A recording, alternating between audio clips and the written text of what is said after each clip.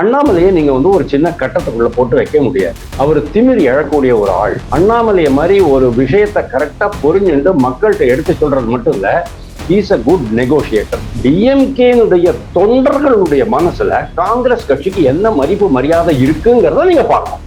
சுத்தமா கிடையாது. செல்வ பெருந்தைக்கு ஒரு பீரியட்ல காங்கிரஸ் கட்சியினுடைய வளர்ச்சி என்ன சார்? ஒண்ணுமே கிடையாது. தன்னுடைய கட்சிக்காரர்கள் மேல நடவடிக்கை எடுக்காமல் காங்கிரஸ்காரர்கள் மேல் நடவடிக்கை எடுக்க வைத்தது மு.க. ஸ்டாலினுக்கு வெற்றி. இது காங்கிரஸ்காரர்களுக்கு ஒரு மிகப்பெரிய தலைகுனி. சீமான் எப்படி அப்படின்னா, அவர் எந்த தொகுதியில வேணாலும் நிற்க முடியும். சீமான் மீட்டிங் எல்லாம் வந்து காசு கொடுத்து யாரும் வரது கிடையாது. எல்லாருமே நேச்சுரலாவே வந்துடுறாங்க.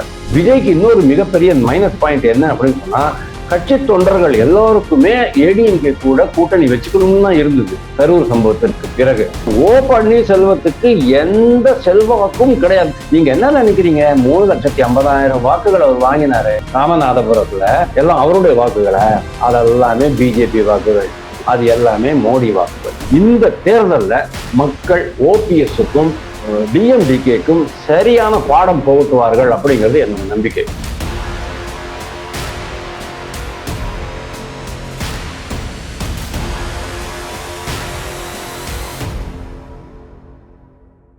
வணக்கம் தென்னவன் மீடியா நேயர்களே.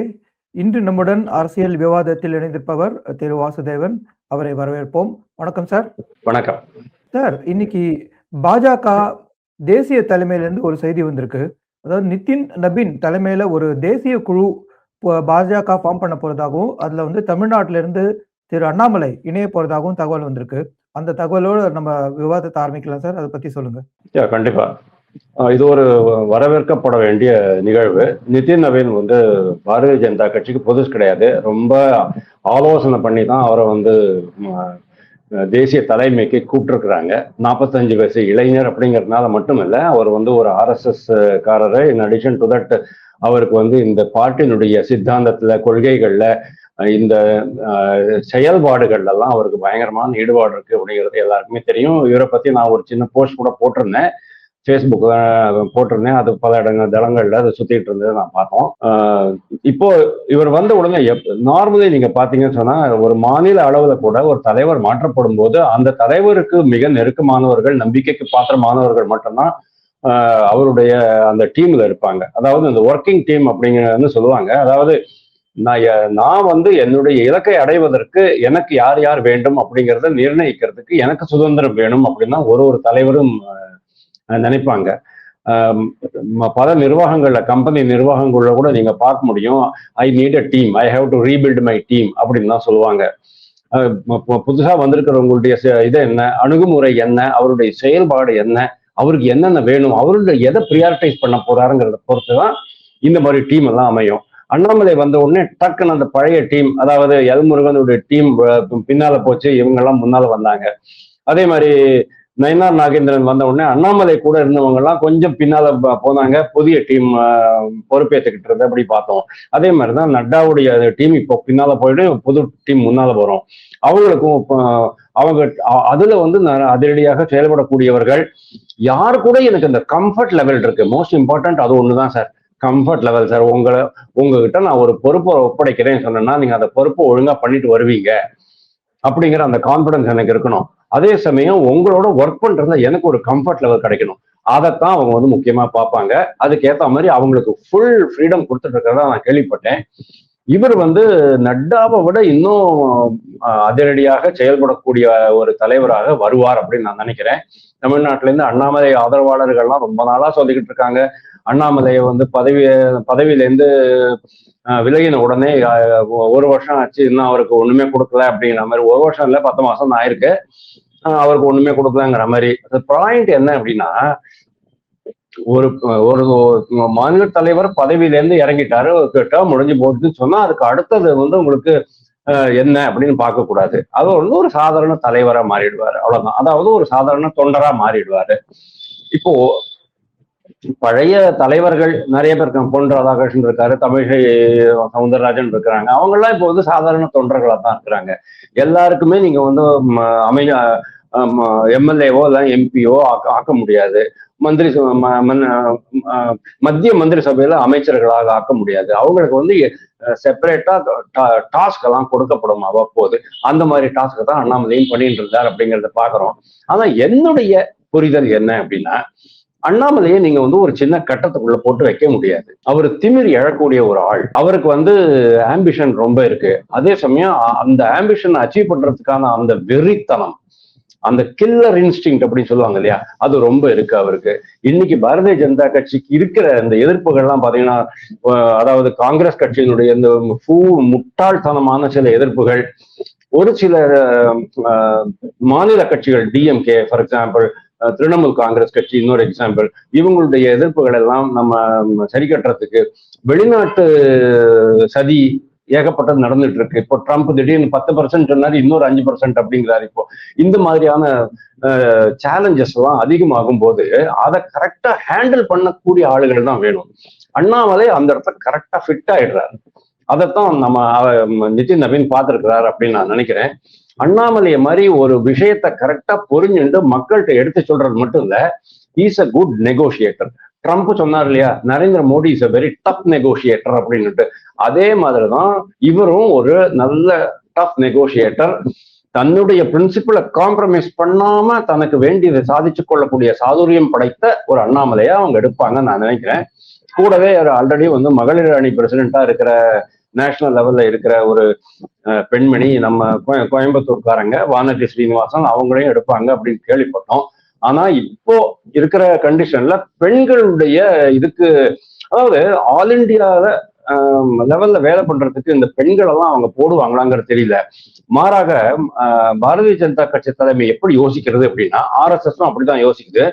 நீங்க மாநில அளவுல பெண்களை வளர்க்கணும், மாநிலத்துல நீங்க பெண் முதல்வராக போடணும், பெண்களை மந்திரிகள் ஆக்கணும், பெண்களை மாநில தலைவர்கள் ஆக்கணும். அந்த மாதிரிதான் அவங்க பாக்குறாங்க. அதுக்குதான் புரந்தரேஸ்வரி அங்க வந்திருந்தாங்க ஆந்திர பிரதேசத்துல. சோ எனக்கு தெரிஞ்ச மாதிரி வானதி ஸ்ரீனிவாசனுக்கு பெரிய சான்ஸ் இருக்கிறதா தெரியல. பட் அண்ணாமலைக்கு ரொம்ப பிரைட்டா சான்ஸ் இருக்கு. Thank you sir. இப்போ காங்கிரஸ்ல இருந்து இனிமே முரண்பாடான குரல் கேட்காது அப்படின்னு நேற்று செல்வ பெருந்தகை ஒரு பேட்டியில சொல்லியிருக்காரு.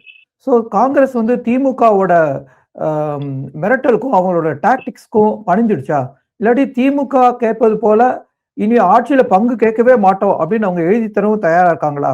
இப்ப எப்படி போயிட்டு இருக்கு? இது ரொம்ப வருந்தத்தக்க ஒரு சமாச்சாரம். எந்த ஒரு தன்மானம் உள்ள, சுயமரியாதை உள்ள ஒரு மனிதனாலும் ஏற்றுக்கொள்ள முடியாத ஒரு சமாச்சாரம் தான். மாணிக்கம் தாக்கூர், நான் காங்கிரஸுக்கு ஆதரவா பேச முடியாது, ஆனா காங்கிரஸ் கேட்ட அந்த கேள்வியில என்ன தப்பு இருக்குன்னு தெரியல. அது நியாயமானது தானே. ஏன்னா இவ்வளவு வருஷமா நீங்க ஆட்சி நடத்துறீங்க, இவ்வளவு நாளா நீங்க கூட்டணியில எங்களுக்கு இது கொடுக்கல, மந்திரி சபையில இடம் கொடுக்கல, மற்ற கார்பரேஷன்ஸ், மற்ற வாரிய தலைவர்கள் பதவிகள்லாம் நீங்க கொடுக்கல, எல்லாமே நீங்க தான் வச்சுட்டு இருக்கீங்க. ஓரளவுக்கு இதுல ஆட்சியில் அதிகாரத்தில் பங்கு இருந்தால்தான் மக்கள் தொடர்புல நாம இருக்க முடியும் அப்படிங்கிறதுக்கு அப்படின்னு காங்கிரஸ் கட்சி நினைச்சா அது தப்பு இருக்கிற மாதிரி தெரியல. பட் அன்பார்ச்சுனேட்லி என்ன ஆயிடுச்சு அப்படின்னு சொன்னா, மாணிக்கம் தாக்கூரும் பிரவீன் சக்கரவர்த்தியும் ராகுல் காந்திக்கு ரொம்ப க்ளோஸா இருந்த போதும் கூட செல்வ பெருந்தகை அவங்க 2 பேர் மேலே கட்சி சார்பாக என்ன ஆக்ஷன் எடுக்கணும்ட்டு நான் பேசுறதுக்காக போனேன்னு சொல்லி மல்லிகார்ஜுன் கார்கே பார்த்துட்டு வந்திருக்கிறேன் அப்படின்னு சொல்றாரு. இது ரொம்ப தவறான சமாச்சாரம். ஏன்னா டிஎம்கே சொல்லிச்சோ இல்லையோ, செல்வ பெருந்தகையே இது பண்ண ஆரம்பிச்சிட்டாரு. 2வது பாருங்க, செல்வ பெருந்தகை, நான் இது கிட்டத்தட்ட இதுக்கு முன்னால ஒரு நிகழ்ச்சியில உங்கள்கிட்ட நான் சொல்லியிருக்கேன், டிஎம்கே கூட கூட்டணி தொடர்ந்து சொன்னா செல்வ பெருந்தகை அவரை சேர்ந்த ஒரு சிலர் டிஎம்கேக்கு போயிடுவாங்க, மற்றவர்கள் எல்லோருமே காங்கிரஸ் விலகிடுவாங்க அப்படின்னு நான் சொன்னேன். ஒரேடியா விலகி போயிட மாட்டாங்க. அதாவது தலைவர் இல்லாம ஒரு புது கட்சி மாதிரி, அதாவது மூப்பனார் ஆரம்பிச்ச மாதிரியோ, வாழப்பாடி ராமமூர்த்தி ஆரம்பிச்ச மாதிரியோ, வாசன் ஆரம்பிச்ச மாதிரியோ அப்படிலாம் இருக்காது. ஆனா அவங்கெல்லாம் இந்த முறை காங்கிரஸ் வாக்குகள், பெருவாரியான வாக்குகள் டிஎம்கேக்கு போகாது, வாக்கு மாற்றம் ஏற்படாதுன்னு சொன்னேன். அவங்கெல்லாம் விஜய்க்கு போயிடுவாங்க, பல பேர் விஜய்க்கு போயிடுவாங்க அப்படிங்கிறத என்னுடைய நம்பிக்கை. ஆல் செட் அண்ட் டன், முதல்வர் கேசி வேணுகோபால பார்க்க கூட இல்லையே சார், வேண்டாம் அப்படின்னு விட்டாரே சார். ஏன், என்ன காரணம்னு கேட்டா இவங்களும் தப்பு பண்றாங்க. 2 மாசமா அவங்க சொல்றது மட்டும் இல்லாம விஜய் கூட போயிடுவோம் அப்படிங்கிற மாதிரியான அந்த பிம்பத்தை கட்டமைச்சு, எங்களுக்கு ஆட்சியில பங்கு வேணும், அதிகாரத்தை பங்கு வேணும், கூடுதல் தொகுதிகள் வேணும், அதை மட்டும் நீங்க கேட்டிருந்தா கூட பரவாயில்ல. பேரலி நீங்க வந்து தேமுதிக மாதிரியே பிரேமலதா மாதிரியே எல்லா பக்கமும் நீங்க வந்து இது பண்ணிட்டு பேச்சுவார்த்தை நடத்திட்டு இருக்கீங்கிறது டிஎம்கேக்கு கொஞ்சம் ஒரு கோபம் வந்திருக்கு. அதான் முக ஸ்டாலினுக்கு வந்து பயங்கரமான கோபம் இருந்திருக்கு. ஆனா இன்னைக்கு என்ன ஆயிட்டு இருக்குன்னு சொன்னா, கட்சியின் நன்மைக்காக பேசிய மாணிக்கம் தாக்கூர் மேலேயே ஆக்ஷன் எடுக்கிறதுக்கு செல்வ பெருந்துக்கு போயிட்டார் அப்படிங்கிறத பாக்குறோம். கூடவே அவர் என்ன பண்ணிட்டார் அப்படின்னா, ஒரு தலித் தலைவர், அது காங்கிரஸ் தலைவரை தூண்டி விட்டு செல்வ பெருந்தைக்கு எதிராக அரசியல் பண்றாரு. கட்சிக்குள்ளேயே அவர் அரசியல் பண்ணிட்டு இருக்காரு சார். அப்படி எப்படி சார் இந்த கட்சி உருப்படும்? இந்த கண்டிஷன்ல நீங்க டிஎம்கே கண்டினியூ பண்ணீங்கன்னு சொன்னா பாருங்க, ஒரு வாரம் முன்னாலேயே நான் வந்து ஒரு சேனல்ல சொல்லியிருக்கேன், 22ஆம் தேதி பேச்சுவார்த்தை நடத்துவோம் அப்படி சொல்லிருக்கிறாங்க. முதல் அழைப்பு காங்கிரஸுக்கு தான் விடப்பட்டிருக்க வேண்டும். ஏன்னா அவங்க தான் 25 இடத்துல நிக்கிறாங்க. டிஎம்கேக்கு அடுத்தது அதிகமான இடங்கள் அவங்க தான், வேற யாருமே கிடையாது. அப்படி இருக்கும்போது நான் சொன்னேன், டிஎம்கேக்கு முதல் அழைப்பு கிடைக்காது. சின்ன சின்ன சில்லற கட்சிகள்லாம் முதல்ல அழைச்சு அவங்களுக்கெல்லாம் இடத்த கொடுத்து அதுக்கப்புறமா கடைசியில காய போட்டு தான் அவங்கள கூப்பிடுவாங்க அப்படின்னு நான் சொன்னேன். அதே மாதிரிதான் நடந்திருக்கு. இன்னைக்கு ஐஓஎம் தான் அவங்க எல்லாம் போயிருக்கிறாங்க. நாளைக்கு டிஎம்டிகேக்கு இன்னும் எவ்வளவு அப்படிங்கிறது உறுதி செய்யப்படலை. 4 5 அப்படிங்கிறது எனக்கு தெரியாது. ப்ராபப்ளி 4 இடம் தான் இருக்கும் நான் நினைக்கிறேன். ஏன்னா மற்றபடி பணங்களும் கொடுத்துருவாங்க. விடுதலை சிறுத்தைகள், கம்யூனிஸ்ட் கட்சிகள், மற்ற இஸ்லாமிய கட்சிகள்லாம் முடிஞ்ச பிறகுதான் 25ஆம் தேதி தான் கூப்பிட்டுருக்காங்க. 25ஆம் தேதி போறதுக்கு முன்னால பேச்சுவார்த்தைக்கு இவங்க உண்மையிலேயே போவாங்களா? அதாவது அபிஷியலாக செல்வ பெருந்தகை தலைமையில் இருக்கிற காங்கிரஸ் கட்சி 25ஆம் தேதி கூட்டணி பேச்சுவார்த்தைக்கு போகுமா போகாதாங்கிறது எனக்கு தெரியாது. In all probability Selva Perunthagai போவாரு, அவங்க கொடுக்குற இடத்த வாங்கிட்டு வருவாரு. and he will try to convince the other leaders of the party including தலைமையும் கன்வின்ஸ் பண்றதுக்கு அவர் ரொம்ப முயற்சி பண்ணுவாரு. அதுக்கப்புறமா தான் உள்கட்சி போராட்டம் ரொம்ப பெரிதாக வெடிக்கும் அப்படின்னு நான் பாக்குறேன். இன்னொரு ப்ராப்ளம் என்ன அப்படின்னா, மாணிக்கம் தாக்கூர் இன்னைக்கு வரைக்கும் அவர், அதாவது இனிமே நான் தேர்தலில் நான் போட்டியிட மாட்டேன்னு சொல்ற அளவுக்கு ஒரு விரக்தி வந்துடுச்சு அப்படின்னு சொன்னேன்னா, நீங்க காங்கிரஸ் தலைமைக்கு இவங்க வச்சிருக்கிற காங்கிரஸ் தலைமை மீது இவர்களுக்கு எவ்வளவு மதிப்பு மரியாதை இருக்கு அப்படிங்கறத நீங்க பாருங்க. அந்த அளவுக்கு ஒரு கட்சி தலைவர், அதுவும் ராகுல் காந்தியோட க்ளோஸா இருக்கிறவங்க 2 பேருமே, பிரவீன் சக்கரவர்த்தி உள்பட சொல்றேன், அவங்களையே நீங்க வந்து வெறுப்பேத்திட்டீங்கன்னு சொன்னா நீங்க என்னதான் பண்ண முடியும் சொல்லுங்க? கட்சி அந்த மாதிரிதான் இருக்கு இன்னைக்கு. இதனால்தான் தொண்டர்கள், காங்கிரஸ் தொண்டர்கள், காங்கிரஸ் ஆதரவாளர்கள் எல்லோருமே ரொம்ப வெறுப்படைஞ்சு போயிருக்கிறாங்க. அவங்க ஆல்ரெடி மனசு வச்சாச்சு, விஜய் கட்சிக்கு நம்ம வாக்களிச்சிடலாம் அப்படின்ட்டு. அதனால இந்த முறை காங்கிரஸினுடைய அந்த, ஆனா ஒரு விஷயம் இருக்கு சார், 25ஆம் தேதி அவங்க சொல்லிருக்கிறாங்க, 24ஆம் தேதி சாயங்காலமே வந்து இவங்க நாங்க விஜய் கட்சியோட போறோம்ட்டு ஒரு அறிவிப்பு வந்ததுன்னு சொன்னா நான் ஆச்சரியப்பட மாட்டேன். Thank you sir. இதுல இன்னொரு சைடும் இருக்கு. நம்ம செல்வ பெருந்தகை செஞ்சதுல காங்கிரஸ்ல இருக்கிறவங்க மட்டும் முரண்பாடா பேசினாரு. அவங்க வந்து கருத்து திமுகவுக்கு கருத்து மாறா சொல்றதுனால அவங்க மல்லிகார்ஜுன கார்கே வரைக்கும் போய் கம்ப்ளைண்ட் பண்ணாரு. அதே சமயத்துல திமுகல இருக்கிறவங்க காங்கிரஸ் ரொம்ப கேவலமா பேசினாங்க, தளபதி, ராஜகண்ணப்பன் போன்றவங்க. அதை பத்தி திமுக வந்து எந்த வித நடவடிக்கையும் எடுக்க சொல்லி செல்வ பெருந்தகை கேட்கல. அதுவே நான் பதிவு பண்ண விரும்புறேன். இல்ல, அது வெரி ஆப்வியஸ். ஏன்னா செல்வ பெருந்தகை வந்து டிஎம்கேனுடைய ஜஸ்ட் ஒரு அடிமை மாதிரி ஆயிட்டாரு. கட்சியும் அவர் வந்து அடமானம் வச்சுட்டாரு, டிஎம்கேவோட கால்களில் சமர்ப்பிச்சாச்சு. இது வந்து நாங்க 2-3 வருஷமாவே சொல்லிட்டு இருக்கோம். இவரெல்லாம் நீங்க எப்படி கட்சி தலைவரா போட்டீங்க அப்படிங்கிறது எனக்கு தெரியல. அன்னைக்கே அவர் போட்ட அன்னைக்கே கூட ஒரு சேனல்ல நான் இதை பத்தி சொல்லியிருக்கேன், இது வந்து ஒரு தவறான சாய்ஸ். பை த டைம் இந்த தலைவர் போகும்போது கட்சியே இருக்குமா அப்படிங்கிறது தெரியாதுங்கிற மாதிரி தான் நான் சொல்லியிருக்கேன். டிஎம்கே மதுரை வடக்கு எம்எல்ஏ தளபதிக்கு வந்து ஒரு ப்ராப்ளம் இருக்கு சார். அவரை வந்து மாணிக்கம் தாக்கூருக்கும் அவருக்கும் என்ன பிரச்சனை அப்படின்னா, மாணிக்கம் தாக்கூருடைய பெரியப்பா, அதாவது சுதர்சனம் நாச்சிமுத்து, சுதர்சனம் நாச்சிமுத்துவுக்கும் பி சிதம்பரத்துக்கும் 7ஆம் பொருத்தம் இருக்கு. ரொம்ப வருஷம் 1999ல அவரை தோக்கடிச்சாரு. அதாவது அவர் தமிழ் மாநில பேரவையில ஏதோ ஒண்ணு இருக்கும்போது காங்கிரஸ் கட்சி வேட்பாளராக சுதர்சனம் நாச்சியப்பன் அவரை தோக்கடிச்சது உங்களுக்கு ஞாபகம் இருக்கும்னு நினைக்கிறேன். அதுக்கப்புறமா 2004ல சிவகங்கையில அவரே போட்டாங்க. யாரு? பி சிதம்பரத்தை போட்டாங்க. அது காரணம் என்ன?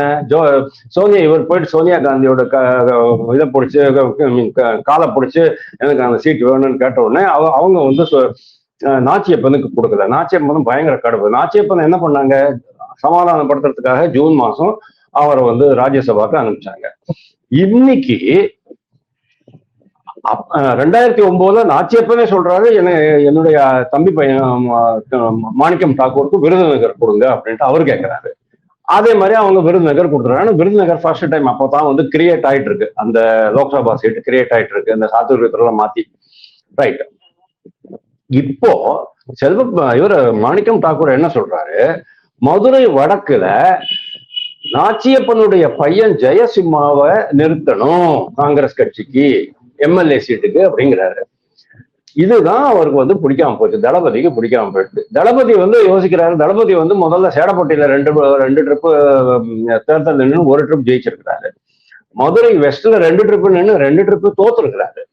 இப்போ மதுரை வடக்குல போயிட்டு ஜெயிச்சிருக்கிறாரு. வடக்குல ஆனா ஒன் குட் திங் என்ன அப்படின்னா, அவரை பொறுத்த வரைக்கும் மதுரை வடக்க ரொம்ப பிரமாதமா பண்ணிட்டாரு. ரொம்ப கரெக்டா மக்கள் தொடர்பு எல்லாம், அதாவது அந்த தொகுதியை ரொம்ப பிரமாதமா பராமரிச்சுட்டு வர்றாரு. மக்கள் தொடர்புல இருக்கிறாரு. தன்னுடைய ஆதரவு செல்வாக்கை அப்படியே தக்க வச்சுட்டு இருக்கிறாரு. அவர் அந்த தொகுதியை விட்டு போகிறதுக்கு விரும்பவில்லை. அப்படிங்கும்போது இவங்க காங்கிரஸ்காரங்க கொடுக்குற பிரஷர்னால அவருக்கு ஒரு ஆட்டம் ஆரம்பிச்ச உடனே அவர் இதை மாதிரி போட ஆரம்பிச்சாரு. 3000 வாக்குகள்லாம் ஒரு இடத்துல இருக்கு, அது மாதிரி இது மாதிரின்ட்டு. அதை அவரை தொடர்ந்து ராஜகண்ணப்பன் ஆரம்பிச்சாங்க. அதாவதுங்க, டிஎம்கேனுடைய தொண்டர்களுடைய மனசுல காங்கிரஸ் கட்சிக்கு என்ன மதிப்பு மரியாதை இருக்குங்கிறத நீங்க பார்க்கணும். சுத்தமா கிடையாது. இவங்க எல்லாம் இந்த நம்ம தோல் மேல சவாரி பண்றவங்க தான்.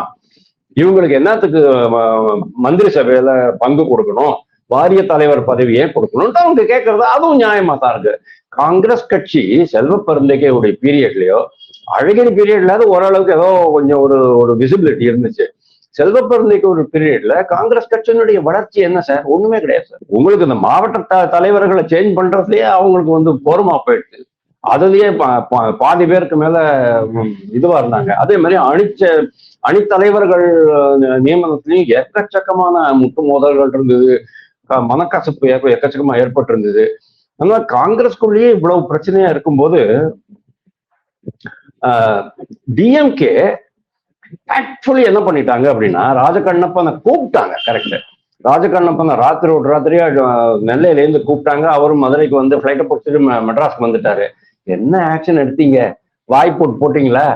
எப்படி வந்து கேசி வேணுகோபால் இவங்க 2 பேருக்கு வாய்ப்பூட்டு போட்டாரா, அதே மாதிரி நீங்களும் வாய்ப்பூட்டு போடணுமா இல்லையா? போடவே இல்லையே, பேச விட்டுட்டீங்களே. அப்படின்னா என்ன அர்த்தம்? டிஎம்கே தலைமையினுடைய ஆசீர்வாதத்தோட தான் இவங்க 2 பேரும் பேசிக்கிட்டு இருக்கிறாங்க அப்படிங்கிறது உண்மையாகுது. ஏன்னா அவங்க 2 பேரும் ஓரளவுக்கு செல்வாக்கு கொடுத்தாரு. ராஜகண்ணப்பன் அப்போ ஏடிஎம்கேலேருந்து வந்தவர், தளபதி வந்து டிஎம்கேனா.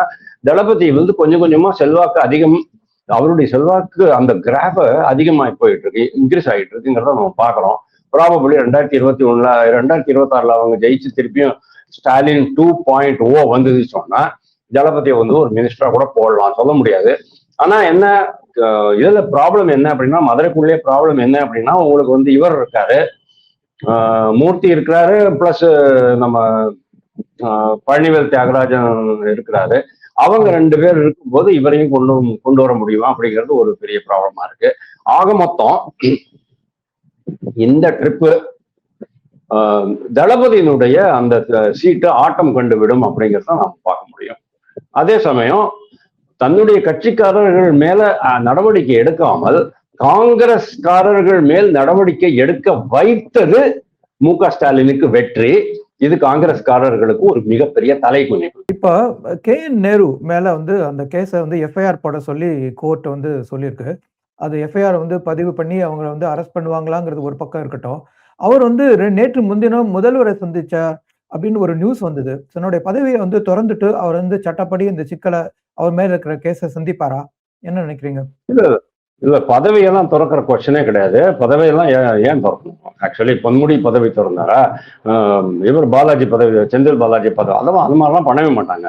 அவர் மேக்சிமம் பாசிபிள். ஏன்னா இவர் வந்து அதுல இருந்து நீங்க தெரிஞ்சுக்கலாம், இவருடைய இந்த செயல், இந்த ஊழல் சமாச்சாரம், ஊழல் குற்றச்சாட்டு, அதுக்கு தலைமையினுடைய முழு ஆசீர்வாதம் இருக்குங்கிறது தான் பார்க்கணும். ஆசீர்வாதம் இருக்கிறதுனாலதான் செந்தில் பாலாஜி காப்பாத்துறதுக்கு இவங்க வந்து அரசு வக்கீல்களை வச்சு கோடி கோடியா செலவு பண்ணி 24 ட்ரிப்பு இது வாங்கினாங்க, ஜாமீனுக்கு அப்ளை பண்ணிட்டு இருந்தாங்க. பொன்முடியும் எப்படியோ காப்பாத்தினாங்க. பொன்முடியை காப்பாத்தினதுல என்ன ஆயிடுதுன்னு சொன்னா, ஆளுநருக்கும் உச்ச நீதிமன்றத்துக்குமே ஒரு பெரிய மோதல் ஏற்பட்டு இருந்தது. ஞாபகம் இருக்கா உங்களுக்கு தெரியல. YV சந்திரசூட் கேட்கிறாரு, what is your governor doing அப்படின்னு கேட்கிறாரு. அவர் என்ன பண்ணாரு, கவர்னர் சரி பரவாயில்ல, நான் 2வது முறை பதவி பிரமாணம் பண்ணி வச்சிடுறேன்னு சொல்லிட்டு சைலண்டா போயிட்டாரு, ஒதுங்கி போயிட்டாரு. அவர் பாட்டுக்கு ரொம்ப பெருந்தன்மையா பதவி பிரமாணம் செய்து வச்சுட்டு எப்படியோ போங்கடான்னு சொல்லிட்டு போயிட்டாரு. டிஎம்கே நினைச்சதுன்னு சொன்னா 2 கான்ஸ்டிடியூஷனல் பாடிஸ்க்கு இடையிலேயே கூட அவங்களால ஒரு பெரிய மோதலை ஏற்படுத்த முடியும். அந்த அளவுக்கு அவங்க யோசிக்கிறாங்க. அப்படிங்கும் போது KN நேருவெல்லாம் என்ன சார், எதுக்கு சார் அவர் ரிசைன் பண்ணணும்? இப்போ KN நேருவுக்கு இந்த, அதாவது இப்போ இடி கொடுத்த அந்த இதுக்கு மேல இவங்க உயர் நீதிமன்றத்துல இது போடுவாங்க, கொஞ்ச நாள் நிறுத்தி வைங்க, எலெக்ஷன் வருதுன்னுட்டு. அதை அவங்க ஏத்துக்குவாங்களா அப்படிங்கிறது தெரியாது. அவங்க ஏத்துக்கலாம்னு சொன்னா உச்ச நீதிமன்றத்துக்கு போவாங்க, 2 மாதம் அதுவும் அவசர வழக்கா எடுக்க சொல்லி கம்பல் பண்ணுவாங்க. இமேஜின் பண்ணி பாருங்க, 2019 மே மாசம் இது அயோத்தியா பாபரி மஸ்ஜித் வழக்குல தீர்ப்பு அப்படின்னு சொன்ன உடனே கபில் சிபல் என்ன பண்ணார், உச்ச நீதிமன்றத்துல போய் அவங்கள ரிக்வஸ்ட் பண்ணிக்கிறாரு, இந்த வழக்கை தள்ளி வைங்க, எலெக்ஷன் வருது அப்படின்னாரு. அதாவது எலெக்ஷன் வந்துச்சு, இந்த வழக்கோட தீர்ப்பு வந்துச்சு சொன்னா அது வந்து ரொம்ப பெரிய இதாயிடும், பாஜகவுக்கு ரொம்ப பெரிய லாபமா போயிடும் அப்படிங்கிறது அவருடைய கணக்கு. ஆனா அது உண்மைதான். கடைசியில பாருங்க தீர்ப்பு எப்படி வந்தது அப்படிங்கிறது நமக்கு தெரியும்.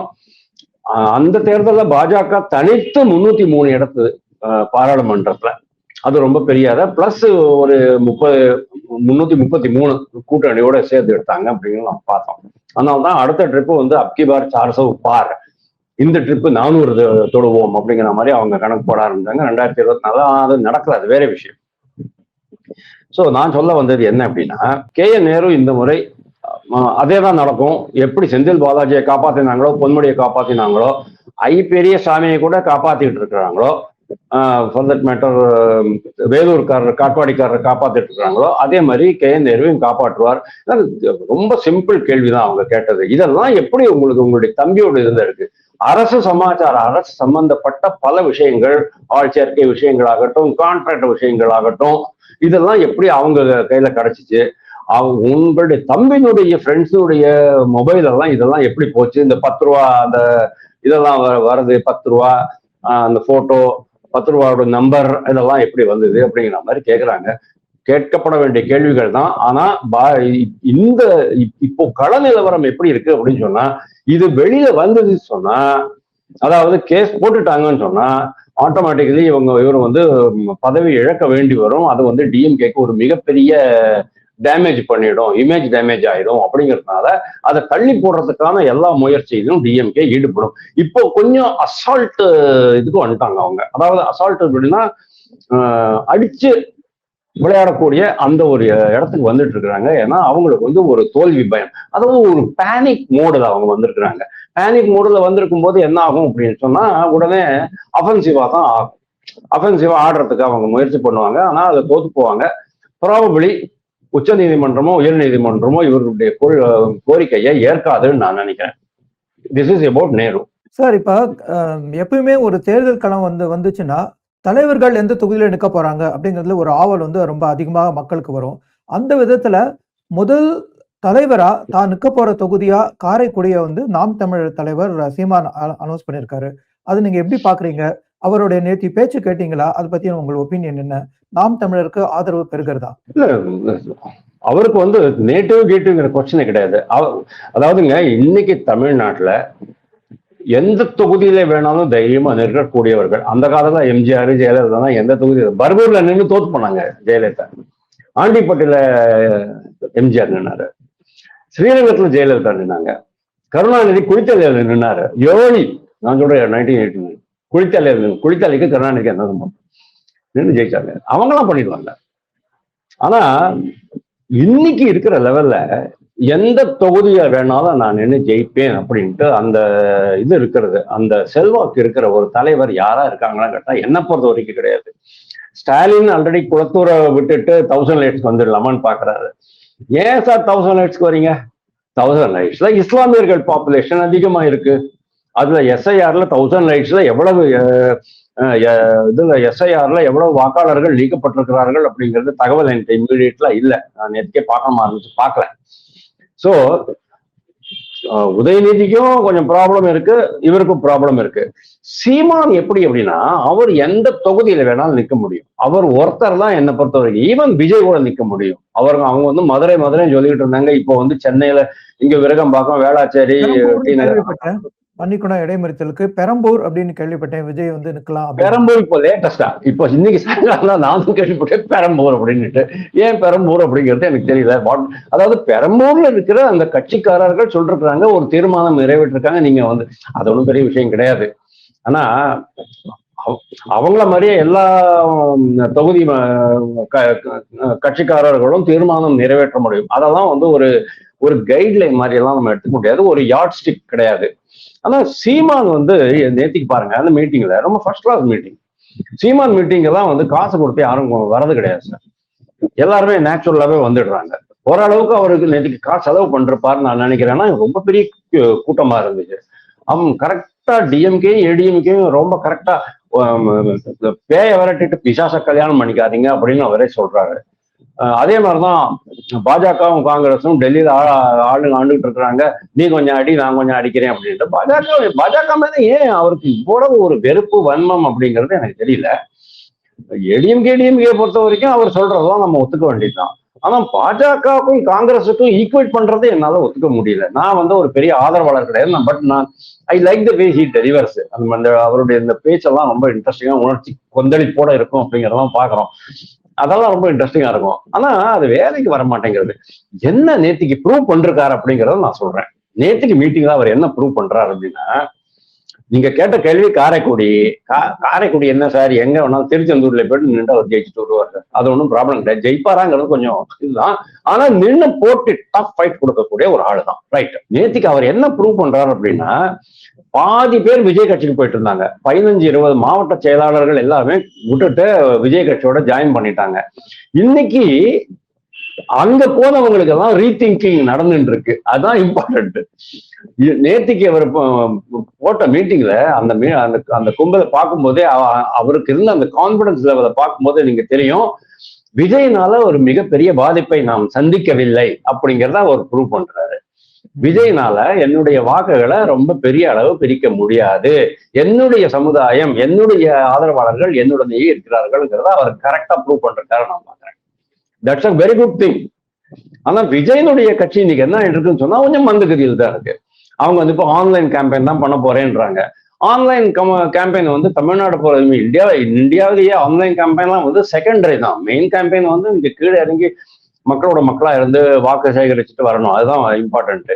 ஆனா ஒரு வேளை ஆன்லைன்லயே நாம வந்து பரப்புரை பண்ணி விஜய்க்கு ஓரளவுக்கு சக்சஸ் வந்துடுது 2026 அப்படின்னா, மற்ற கட்சிகளும் அதையே ஃபாலோ பண்றதுக்காக, ஏன்னா மெனி ஃபாரின் கண்ட்ரிஸ் எல்லாமே ஆன்லைன்ல நடக்கிறது. எல்லாம் ரோடா நம்ம ஆளுங்க நம்ம எல்லாம் ரோடா சித்திரி எல்லாம் கிடையாது. அந்த காலத்துல நீங்க பாத்தீங்கன்னா மாட்டு வண்டி ஊர்வலம், சைக்கிள் ஊர்வலம் நடக்கும். அதாவது நான் சொல்றது 1965 78-80 வரைக்கும் சைக்கிள் ஊர்வலம்.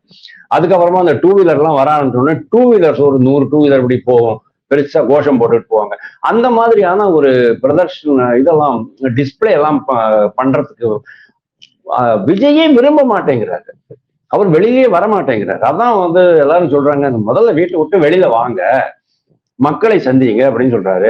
அதனாலேயே அவருடைய கட்சி தொண்டர்கள் உற்சாகம் எழுந்து இருக்கிறார்கள் அப்படிங்கிறது என்னுடைய குற்றச்சாட்டு, என்னுடைய அண்டர்ஸ்டாண்டிங். நோ, அவரை வந்து தனித்து விடப்பட்டு விட்டார் அப்படிங்கிறது ரொம்ப நல்லா தெரியுது. 24-25 டிஎம்கே கூட பேரம் படிக்கலன்னு சொன்னா, அப்படியே காங்கிரஸ் கட்சி அங்க போனாலும் கூட இந்த ஷார்ட் நோட்டீஸ்ல அவங்க ஜெல்லாவாங்களா அப்படிங்கிறது தெரியல. விஜய்க்கு இன்னொரு மிகப்பெரிய மைனஸ் பாயிண்ட் என்ன அப்படின்னு சொன்னா, கட்சி தொண்டர்கள் எல்லாருக்குமே ஏடிஎம்கே கூட கூட்டணி வச்சுக்கணும்னு தான் இருந்தது. கரூர் சம்பவத்திற்கு பிறகு நிறைய பேர் சொல்லி இருக்கிறாங்க. அது எல்லாத்தையுமே இவர் புறக்கணிச்சிட்டாரு, ரொம்ப பிளைண்டாவே புறக்கணிச்சிட்டாரு. அது ஏன் இப்படி பண்ணாரு அப்படிங்கிறது தெரியல. அதுக்கு ஒரே ஒரு காரணம் என்ன அப்படின்னா, ஏடிஎம்கே அது நான் வந்து புதிய கட்சி ஆரம்பிச்சு ஏடிஎம்கே பழனிசாமிய முதல்வராக்கிறதுக்கு கட்சி ஆரம்பிச்சேன் அப்படின்ட்டு அவர் நினைக்கலாம். மோரோவர் அவருக்கே வந்து முதல்வராக வேண்டிய ஒரு அவசியம் இருக்கு அப்படிங்கறத அவர் நினைக்கிறாரு. அதனால அது இந்த முதல்வர் வேட்பாளர் யார் அப்படிங்கறத ஒரு முட்டு மோதல் இருக்கக்கூடாதுங்கிறதுனால ப்ராபப்ளி அவர் ஜாயின் பண்ணாம இருந்திருக்கலாம். கடைசியில பாருங்க அவர் தனியா தான் விடப்பட்டிருக்கிறாரு. ஆனா இப்போ அவங்க என்ன சொல்றாங்கன்னா 12% இருந்து 28% வரைக்கும் இருக்கு, சில தொகுதிகள்ல 28% இருக்குங்கிறாங்க. அதை மட்டுமே வச்சு, ஏன்னா Kerala is a very good example. கேரளால பாஜக கிட்டத்தட்ட 20 வருஷமா 15%லயே நின்றுட்டு இருக்கு. ஆனா ஒரு தொகுதி கூட அவங்க ஜெயிச்சது கிடையாது இன்னைக்கு வரைக்கும். இந்த தேர்தலில் 1-2 தொகுதிகள்ல ஜெயிக்கிறதுக்கான வாய்ப்புகள் இருக்கு. ஏன்னா உங்களுக்கு வக்ஃப் போர்டுனுடைய பெரிய இது வந்துருக்கு. அதாவது இந்த வக்ஃப் போர்டுனால அந்த அந்த வக்ஃப் சட்ட திருத்தம் கொண்டு வந்தது அங்க பயங்கரமான இம்பாக்ட் ஏற்பட்டிருக்கு. 2வது மக்கள் நல திட்டங்கள்லாம் அங்க போய் சேர்ந்துருக்குங்கிறத பார்க்கணும். அந்த மாதிரி விஜய் கேரளா பாஜக மாதிரியே ஒரே இடத்துல ஸ்டக் ஆயிடுவாரோ, எப்படி நாம் தமிழர் கட்சி 8% ஸ்டக் ஆயிட்டு இருக்கோ, அதே மாதிரி இவரு வந்து 12% ஸ்டக் ஆயிடுவாரோ அப்படிங்கிற மாதிரி நான் பாக்குறேன். ஆனா யாருமே இந்த எலெக்ஷனை ப்ரெடிக்ட் பண்ண முடியல சார். விஜய்க்கு என்ன ஆகும் அப்படிங்கிறது இன்னைக்கு வரைக்கும் யாருமே கரெக்டா சொல்லல. Thank you sir. இப்ப பிஜேபியோட தொகுதிகள் வந்து ஓரளவுக்கு முடிவாயிடுச்சா? ஏன்னா வந்து ரொம்ப நாட்கள் நெருங்கிட்டு வருது. ஸோ நயினா நாகேந்திரன் பிஜேபியோட தலைவர் எங்க நிக்க போறார்? சாத்தூர்லயா இல்லாட்டி நெல்லையிலயா? எனக்கு என்னமோ அவர் நெல்லையில தான் நிப்பாருன்னு சொன்னு சாத்தூர் சொல்லிட்டு இருந்தாங்க. பட் நெல்லையில தான் மோஸ்ட்லி நிப்பார் அப்படின்னு நான் நினைக்கிறேன். பாஜக வந்து ஆல்ரெடி அவங்களுடைய அந்த 2024 தேர்தல் இதுபடி நிலவரப்படி எங்கெங்கெல்லாம் அவங்க வந்து செகண்ட் பிளேஸ்க்கு வந்திருக்காங்களோ 78 தொகுதிகளில் செகண்ட் பிளேஸ், அதுல பல தொகுதிகளில் ஏடிஎம்கே பின்னால தேர்ட் பிளேஸ்ல போயிருக்கு. அந்த இடங்கள்ல மட்டும்தான் அவங்க கான்சென்ட்ரேட் பண்ணிட்டு இருக்கிறாங்க. இன்னைக்கு டிடிவி தினகரன் வேற சொல்லிருக்கிறாரு, என்னுடைய பங்கு பாஜகவின் பங்கில் இருந்து தான் கிடைக்கும் அப்படின்னு சொல்லிருக்கிறாரு. அப்படின்னா என்ன அர்த்தம்? டிடிவி தினகரனுக்கும் பாஜகவுக்கும் ஒரு அண்டர்ஸ்டாண்டிங் ஏற்பட்டிருக்கு அப்படிங்கிறத நம்ம பாக்குறோம். ஆல்ரெடி அவங்க வந்து தொகுதியெல்லாம் பிரிச்சு வச்சாச்சுங்க.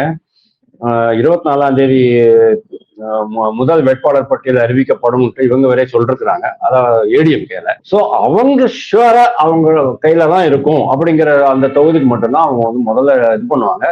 எங்க மற்ற கட்சிகள் போட்டி போட விரும்புகிறதோ அந்த டிஸ்பியூட் இருக்கிற தொகுதிகள் பட்டியல் மட்டும்தான் கடைசியில அவங்க அறிவிப்பாங்க. பட் இந்த மெயின் டைம் 24ஆம் தேதியே வந்து பாரதிய ஜனதா கட்சியும் ஒரு 5-6 வேட்பாளர்கள் உள்ள ஒரு சில தொகுதிகளை அவங்க ரிலீஸ் பண்ணாங்கன்னு நான் ஆச்சரியப்பட மாட்டேன். ஆல்ரெடி தொகுதிகள்லாம் ரெடியா இருக்கு, தலைவர்களுக்குள்ள பேச்சுவார்த்தை முடிஞ்சு போச்சு. அபிஷியலி நம்ம வந்து ரிலீஸ் பண்ணல. அதை எப்போ ரிலீஸ் பண்ணுவாங்க? அதான் எல்லாத்துக்குமே ஒரு முகூர்த்தம் இருக்கு. 24ஆம் தேதி அப்படின்னு சொன்னா அவங்க ஜெயலலிதாவுடைய பிறந்த நாள் அப்படிங்கிறதுனால அவங்க பண்ணுவாங்க. இந்த மெயின் டைம் ஓபிஎஸ்ஸையும் உள்ள கூட்டிட்டு வரணும், கிருஷ்ணசுவாமியும் உள்ள கூட்டிட்டு வரணும் அப்படின்னு இருக்கு. ஈவன் பாமகனுடைய தொகுதிகள் கூட இறுதி செய்யப்பட்டு விட்டன அப்படிங்கிறது தான் எனக்கு வந்த செய்தி. ஆனா அவங்களும் அதை இப்போதைக்கு சொல்லாம இருக்கிறாங்க, சைலண்டா வேலை பார்த்துட்டு இருக்காங்க. நீங்க ஓபிஎஸ் பத்தி நீங்க மென்ஷன் பண்ணதால இந்த கேள்வியை கேட்கிறேன். ஆனா ஓபிஎஸ் வந்து இப்ப போய் திமுகவை சந்திச்சிருக்காரு. அவர் வந்து ராஜ்யசபாக்கு போறாரா? சான்ஸே கிடையாது சார். அவருக்கெல்லாம் ராஜ்யசபா போற அளவுக்கு அவர்கிட்ட என்ன சார் இருக்கு? அவரால் கட்சிக்கு ஒரு 2% வாக்குகள் இருந்துன்னு சொன்னா அதை அங்கீகாரம் பண்ணி அதுக்கு ஒரு அங்கீகாரமா நம்ம வந்து அவரை இதுக்கு அனுப்ப முடியும். டிஎம்டிகேக்கு எடப்பாடி பழனிசாமி சொல்லியிருந்தாரு, 2026 வரப்போற அந்த வேகன்சியில நாங்க உங்களை அக்கமடேட் பண்றோம்னுட்டு. அதுக்குள்ள இவங்க என்ன பண்ணிட்டாங்க, கூட அவசர அவசரமா போயிட்டு அங்க ஜாயின் பண்ணிட்டாங்க. ஒரு விதத்துல அது நல்ல விஷயம்தான். ஏன்னா இது எப்படின்னு கேட்டா அவங்கள வச்சுக்கிட்டு இருந்தா ரொம்ப கஷ்டம், வச்சுக்காம இருக்கிறது கொஞ்சம் ஈஸியா இருக்கும். லெஸ் நியூசன்ஸ் வேல்யூ அப்படிமோ. நியூசன்ஸ் வேல்யூ அதாவது பிக்கல் பிடுங்கல் அதிகமா இருக்கும். பிக்கல் பிடுங்கல் இல்லாம நிம்மதியா நம்ம பாட்டு நம்ம வேலையை பார்த்துட்டு இருக்கலாம். வை? பிகாஸ் 10 தொகுதி கொடுக்குறாங்க அப்படின்னா ஒரு ராஜ்யசபாவும் அவங்களுக்கு போயிடும் எப்படியும். இந்த ட்ரிப் இல்லைன்னா அட்லீஸ்ட் 2028 எப்போ திருப்பியும் வருமே, டியூ வருமே, அப்போ அவங்களுக்கு கொடுப்பாங்க. டிஎம்கே கொடுப்பாங்களா அப்படிங்கிறதும் டவுட்டு. ஏன்னா டிஎம்கே எத்தனை இடங்கள்ல ஜெயிக்க போறது அது தெரியாது நம்மளுக்கு. ஒரு ராஜ்யசபா சீட்டுக்கு 33-34 எம்எல்ஏக்கள் வேணும். இப்போ அவங்க கிட்ட நிறைய இருக்கு, ஓகே. அதனால தான் அவசர அவசரமா தேர்தலும் வந்துருச்சு. அதாவது மார்ச் 16ஆம் தேதி போட்டுட்டாங்க. 2026 சட்டசபை தேர்தலுக்கு அப்புறமா டிஎம்கே கையில எவ்வளவு வாக்குகள், எவ்வளவு எம்எல்ஏ இருக்க போறாங்கிறது தெரியாது. அதனால என்ன பொறுத்த வரைக்கும் டிஎம்டிகேக்கு இது ஒரு மிகப்பெரிய ஏமாற்றமாகத்தான் இருக்கும். ஆனா ஒரு விதத்துல அவங்க ஏமாற்றம் அடைய மாட்டாங்க. ஏன்னா அவங்களுக்கு வர வேண்டிய மற்ற சில விஷயங்கள்லாம் வந்துடும் அப்படின்னு நான் நினைக்கிறேன். ஆனா டிஎம்கே கொடுத்த ப்ராமிஸை காப்பாற்றுவாங்களாங்கிறது டவுட் தான். கொடுத்த வாக்கை காப்பாற்றுவார்களா அப்படிங்கிறது எனக்கு கொஞ்சம் சந்தேகமா தான் இருக்கு. ஓபிஎஸ் பொறுத்த வரைக்கும் நீங்க பாருங்க, அவர் கூட இந்த மருதுவ அழகராஜ், வைத்திலிங்கம், அந்த ராமச்சந்திரன் மட்டும்தான் வித்ட்ரா பண்ணிக்கிட்டாரு. ஓன்னு அழுது எங்க மாமனார் மாமியார் மச்சான் எல்லாருமே என்னை திட்டினாங்க, குடும்பத்தை விட்டு தள்ளி வச்சிருவோம்னாங்க, அதனால நான் டிஎம்கேல ஜாயின் பண்ண மாட்டேன், தேர்தலே நிக்க மாட்டேன் அப்படின்ட்டு இது போட்டாரு. அதுக்கப்புறமா இப்போ பாருங்களேன், ஒரு ஜெயலலிதா கூட அவ்வளவு க்ளோஸா இருக்கிறவங்க, ஜெயலலிதாவுடைய படத்தை பாக்கெட்ல வச்சுட்டு அலையிறவங்க, ஜெயலலிதாவை துகில் உரிந்த அந்த கரை படிந்த அந்த ஒரு கட்சி போய் ஜாயின் பண்றாரு. நீங்க தான் வரணும், ஸ்டாலின் 2.0 தான் வரணும் அப்படின்ட்டு அவரும் அந்த ஐயப்பனும் சட்டசபையில போய் பேசுறதுக்கு எல்லாம் சாரவாசியா இருக்கு. அவருக்கு எவ்வளவு ஒரு நம்பகத்தன்மை போயிட்டு இருக்கும் அப்படிங்கிறது நீங்க பாருங்க. இன்னுமே யாராவது மதிப்பாங்களா? அவரால் அவருடைய சமுதாய வாக்குகளை கூட ஒன்று திரட்ட முடியாத அந்த மாதிரி ஒரு நிலைமையில இருக்கிறாரு. தன்னுடைய அரசியல் எதிர்காலத்தையே பாஜகவுடைய கையில அடகு வச்சிருந்தாரு. பாஜக நம்மளை ஏடிஎம்கேல சேர்த்து விட்டுருவோம்ட்டு. ஒய் ஷுட் பாஜக டூ இட்? நீங்க என்ன பண்ணினீங்க? இன்னைக்கு அந்த உரிமை மீட்பு கழகத்தை வச்சுட்டு உட்கார்ந்துட்டு இருக்கிறாரு. எல்லாமே தெரியும் அவருக்கு.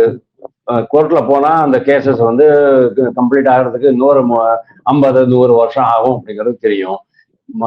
மாவட்ட செயலாளர்கள் 97% அந்த பக்கம் போயாச்சுங்கிறது தெரியும். உங்க கூட இருந்தவங்க எல்லாமே டிஎம்கே போயிட்டாங்கிறது தெரியும். இப்போ நீங்க தனியா இருந்து என்ன பண்ண போறீங்க? ஒரு சின்னத்துல உங்களால நிக்க முடியாது. ஏன்னா பலாப்பழ சின்னம் திருப்பியும் கிடைக்குமாங்கிறது தெரியாது இல்லையா? ஏன்னா நீங்க ஒரு தனி நபரா தான் நிக்கிறீங்க. எனக்கு பலாப்பழ சின்னம் வேணும்னா அப்படிலாம் கொடுக்க மாட்டான், 3 சின்னம் கொடுப்பான், ஏதாவது ஒண்ணு எடுத்துக்கோ அப்படின்னு. அதுல பலாப்பழம் இல்லைன்னா நீங்க என்ன பண்ணுவீங்க? ஓகே, 24ஆம் தேதி சசிகலா ஒரு கட்சி புதுசா ஆரம்பிக்க போறேன், நீ எல்லாம் ஜாயின் பண்ணிக்கோ அப்படின்னு சொல்றாங்க. எதுக்கு சார் இதெல்லாம்? ஓகே, அப்படியே அவங்க கட்சி ஆரம்பிச்சு அவங்க என்ன என்டி ராமராவா எம்ஜிஆரா? கட்சி ஆரம்பிச்சு உடனே ஆட்சியை பிடிக்கிறதுக்கு, இல்ல உடனே இவ்வளவு பெரிய செல்வாக்கு கொண்டு வரதுக்கு? 2 பேருமே டிஸ்கிரெடிட்டட் லீடர்ஸ். 2 பேருக்குமே முக்குளத்தூர் சமூகத்துல எந்த விதமான செல்வாக்கும் கிடையாது. ஒரு தொகுதியிலையும் 500 வாக்குகள் இருக்காங்கிறது இவங்க 2 பேரும் நம்பி போடுவாங்களாங்கிறது எனக்கு தெரியல. அந்த மாதிரி இருக்கும்போது டிஎம்கே எதுக்கு சார் அவங்களுக்கு ராஜ்யசபா சீட் கொடுக்க போறாங்க? அவரால் டிஎம்கேக்கு எந்த பிரயோஜனமும் கிடையாது. இப்போ டிஎம்கேக்குள்ளே பிரச்சனை அதிகமாயிட்டு இருக்கு. இப்போ வைத்தியலிங்கத்துக்கு நீங்க கொடுத்துருவீங்க, மருது அழகராஜ் கொடுத்துருவீங்க, இன்னொருத்தர் வந்தார் அவரு கொடுத்துருவாங்க, மனோஜ் பாண்டியன் கொடுத்துருவீங்க, வெளியிலிருந்து வரவங்களை தான் கொடுக்குறீங்க. டிஎம்டிகேக்கு 4 சீட் 5 சீட் கொடுக்க போறீங்க. அப்போ நாங்க என்ன? வெளியில வரவங்களுக்கு தான் நீங்க ப்ரிஃபரன்ஸ் கொடுப்பீங்க. நாங்க 50 வருஷமா கட்சி கொடி கட்டிக்கிட்டு இருக்கோம், போஸ்டர் ஒட்டிக்கிட்டு இருக்கோம், தெருமணி கூட்டங்கள் நடத்திக்கிட்டு இருக்கோம், இங்க சொந்த காசை செலவு வச்சுட்டு இருக்கோம், எங்களுக்கு ஒண்ணும் கிடையாதா? டிஎம்கேக்குள்ள ஏகப்பட்ட ப்ராப்ளம்ஸ் இருக்கு சார். அதனாலதான் சொல்றேன், அவங்க எப்படி ராமதாச வேண்டாம் சொன்னதுக்கு காரணம் விடுதலை சிறுத்தைகள், கரெக்ட். ஆனா பன்னீர்செல்வத்துக்கு எந்த செல்வாக்கும் கிடையாது. நீங்க என்ன நினைக்கிறீங்க? 3,50,000 வாக்குகள் அவர் வாங்கினாரு இதுல ராமநாதபுரத்துல, எல்லாம் அவருடைய வாக்குகளை? அதெல்லாமே பிஜேபி வாக்குகள், அது எல்லாமே மோடி வாக்குகள். அதைத்தான் நீங்க புரிஞ்சுக்கணும். மோடி வாக்குகள், நாட் ஓபிஎஸ் வாக்குகள். அப்படி இருக்கும்போது அவருக்கு என்ன செல்வாக்கு இருக்குன்னு நீங்க என்ன பொறுத்த வரைக்கும் அவரை ஏடிஎம்கே கூட சேர்க்கக்கூடாதுன்னு நான் சொல்றேன். அதாவது ஏடிஎம்கே கூட்டணியில சேர்க்கக்கூடாது, நான் என்டிஏல சேர்க்கக்கூடாது, அங்கே இருக்கக்கூடாது. இந்த தேர்தல்ல மக்கள் ஓபிஎஸ்க்கும் டிஎம்டிகேக்கும் சரியான பாடம் புகட்டுவார்கள் அப்படிங்கிறது என்னுடைய நம்பிக்கை. தேங்க்யூ. நன்றி சார். நேயர்களே, என்னுடைய சேனலுக்கு சப்ஸ்கிரைப் செய்து ஆதரவு தாருங்கள் என்று அன்புடன் கேட்டுக்கொள்கிறேன். இவ்வளவு நேரம் எங்களுடன் இணைந்து உங்களுடைய கருத்துக்களை சொன்னதுக்கு மிக்க நன்றி சார். வணக்கம். வணக்கம். தேங்க்யூ.